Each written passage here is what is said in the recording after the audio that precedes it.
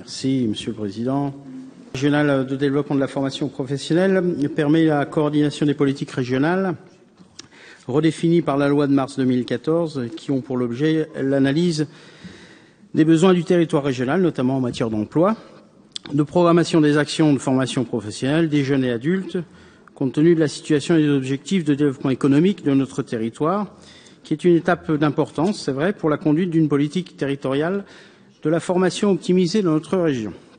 Ce contrat détermine également les objectifs de notre région pour notamment les formations, également le SPRO.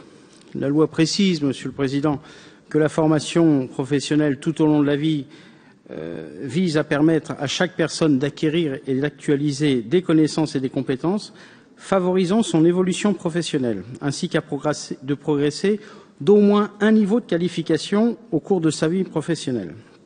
Le développement de la formation professionnelle est un enjeu majeur, c'est vrai, à la fois de compétitivité économique et de cohésion sociale. Les défis qui se posent dans un contexte de mutation des emplois et des compétences impliquent à la fois l'État, la région et les entreprises. C'est vrai, l'accès à l'emploi des jeunes demeure une priorité absolue et à cet égard, le contrat doit créer les conditions d'une action partenariale qui contribue à leur offrir des débouchés crédibles et valorisants pour eux, tout en répondant à des besoins économiques exprimés ou en devenir. Alors je pense, Monsieur le Président, qu'il faut davantage répondre aux besoins en compétences des territoires. Il est vrai, à condition qu'il y ait une demande des entreprises, que ce pays, notre région, nos bassins de vie se réindustrialisent. Par définition, c'est l'offre et la demande. Car notre région a la responsabilité en matière d'offres de formation en alternance auprès des PME. Et les disparités et le déséquilibre géographique déjà évoqués en région centre, l'Eure-et-Loir et le Cher, je le répète, sont des départements qui comptent le moins d'apprentis par nombre d'habitants. On constate quand même une organisation encore dysfonctionnelle.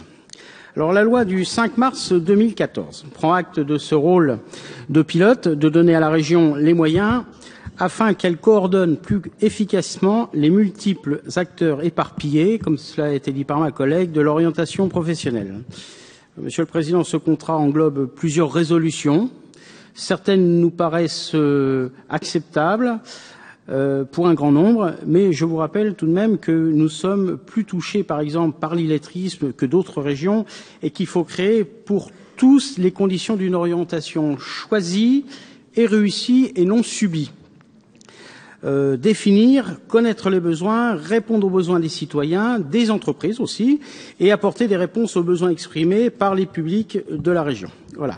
Quelle formation pour quel emploi, quel métier aujourd'hui et quel métier demain? J'ose espérer que ce contrat, cette feuille de route saura répondre demain aux préoccupations d'aujourd'hui. Nous sommes, Monsieur le Président, mes chers collègues, dans l'attente de garanties, d'efficacité pour la suite, afin de répondre à des grands enjeux, et je vous remercie. Merci, Monsieur Lecoq.